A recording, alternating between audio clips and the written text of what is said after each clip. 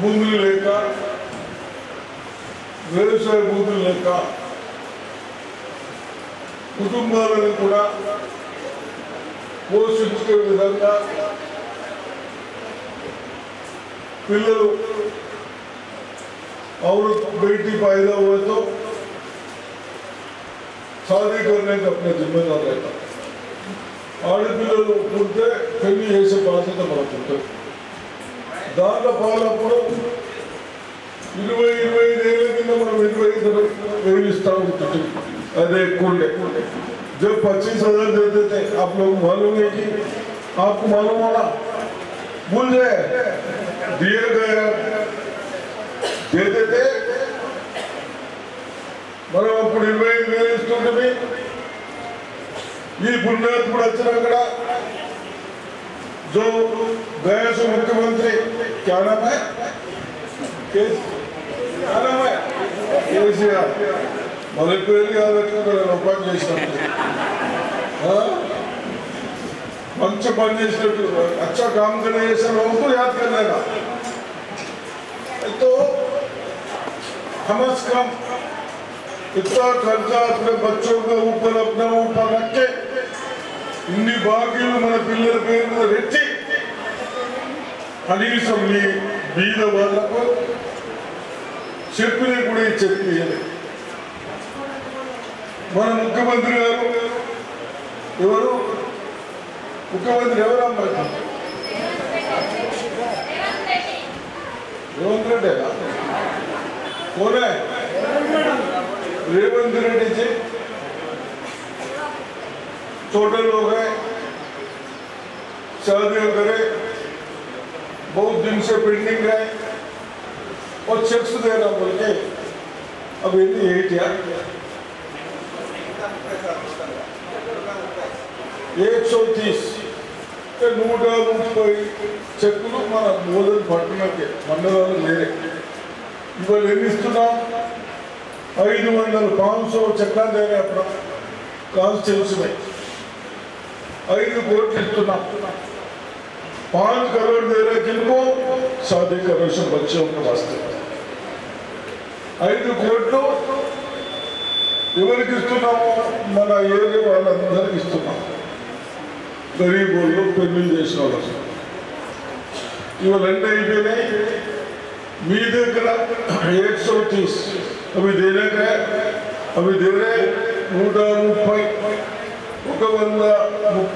చెక్కులు ఇస్తాం మీరందరూ తీసుకొని బాగా మొగోళ్ళకు కూడా చేతులు ఇచ్చి నమస్కరిస్తా ఉన్నారు थोड़ा मांग खर्च बैठा बापू बच्चों के लिए रखो थोड़ा अच्छा काम कर लो जो पैसा आता उसको थोड़ा रिवा के काम आता काम को यूज करो यूटिलाइजेशन करो इधर मन अवसर వచ్చినప్పుడు ఆ పైసలు వాడుకో అచ్చా బిడ్డకి బిడ్డకి ఇచ్చేది కాదు కదా నాకు ఖర్చు పెట్టి మా పిల్లలు వెళ్ళిపోయింది అల్లుడు మంచిగా ఉన్నారా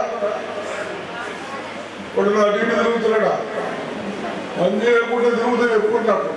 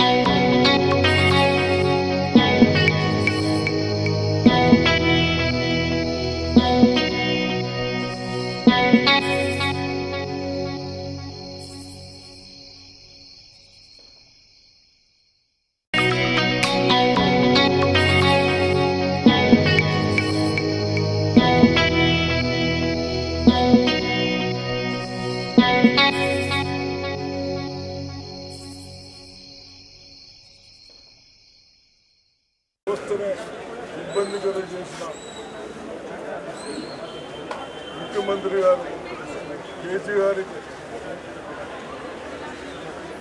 మనకు రైతులకు కేవలము కోఆపరేటివ్ బ్యాంక్స్ ఉంటే దాంట్లో కేవలం 6% ఇంట్రెస్ట్కి వచ్చేది. మీరు లోన్ మాఫ్ చేస్తామని చెప్పుకుంటూ సంవత్సరాలు గడిపినా అతి కష్టంతో కొందరికి ₹1,00,000 వరకు కొంచెం తక్కువ చేస్తూ ఇబ్బంది పెట్టాడే. దాన్ని మన రైతుల ఇబ్బందులు చూసి ఎలక్షన్ టైంలో రాహుల్ గాంధీ గారు కానీ మన ముఖ్యమంత్రి రేవంత్ రెడ్డి గారు కానీ రైతులను కాపాడాలి, రైతులు బాగుంటే మనందరూ బాగుంటామన్న ఉద్దేశంతో గత ప్రభుత్వాలు ఇబ్బందులు చూసి ఒక్కొక్క రైతుకు 12% అంటే బహుశా ₹1,00,000 ఇంట్రెస్ట్ వస్తుంది నెలకు. దాన్ని మన స్టేట్ గవర్నమెంట్ కానీ నాబార్డ్ నుంచి 3 to 4% అది కానీ మనం ఒక 3% ఇస్తే 6% పోతే 6% అంటే మనం 50,000 మనం ఇంట్రెస్ట్ అయితే ఇప్పుడు ₹1,00,000 ఇంట్రెస్ట్ అయింది. ₹1,00,000 తీసుకున్న వాళ్లకు సంవత్సరానికి 6 లక్షలు అదనంగా చెల్లించవచ్చు. ఇవన్నీ దృష్టిలో పెట్టుకొని మొన్న మనం ఏదైతే ఎలక్షన్లో రైతుల బాధ చూసి 2 లక్షల వరకు రుణమాఫీ చేద్దామని డిసిషన్ తీసుకున్నాం. దాంట్లో భాగంగానే ఈరోజు ముఖ్యమంత్రి గారు సహచర మంత్రులు అందరూ ఆలోచించి రైతులకు ఆగస్టు 15th లోపల ఇద్దామని చెప్పడం డిసైడ్ అయింది. దాంట్లో భాగంగా మన నిజామాబాద్ డిస్ట్రిక్ట్ 44,640 మంది రైతులకు ఈ ₹1,00,000 లోన్ 44,642 రైతులకు ఈరోజు రుణమాఫీ బ్యాంకులు వేశారు. బ్యాలెన్స్ ఏదైతే ₹1,00,000 ఉందో దాన్ని ఈ నెల 18th అయిపోయింది. ఇంకా 10 రోజులు 30th అంటే 30 తారీఖు అంటే ఇంకా 10 రోజులు. ఈ 10 రోజుల లోపల 30th లోపల 1.5 lakhs ₹1,50,000 ఉన్న వాళ్ళకి కూడా ఇస్తా ఉన్నాం. అదేవిధంగా 2 లక్షలు ఉన్న వాళ్ళకు కూడా తప్పనిసరిగా 15th వరకు వాళ్ళకు కూడా లోన్ మాఫ్ చేసుకుంటున్నాం. తప్పనిసరిగా మన తెలంగాణ ప్రజల తరపు నుంచి అదేవిధంగా మన డిస్ట్రిక్ట్ ప్రజల తరపు నుంచి వారికి అభినందన చెప్తూ అదేవిధంగా ధరణి మరి మన కలెక్టర్ గారు కానీ కన్సల్ట్ ఆఫీసర్లు నియర్లీ 52,000 అప్లికేషన్స్ వస్తే ఒక 3-4,000 తప్ప అంటే 48,000 అబోవ్ 48,000 అప్లికేషన్లు. దండిలో ఏదైతే ఆ ముఖ్యమంత్రి మన పాసులు బుక్కులు మన దగ్గర ఉండగా మనం ప్రశాంతంగా ఉండి మన భూమి మనకు ఉన్నదని దాన్ని ధరణి అని పెట్టి లేని పోదులు ఇబ్బంది పడతా ఉన్నామే. దాన్ని కూడా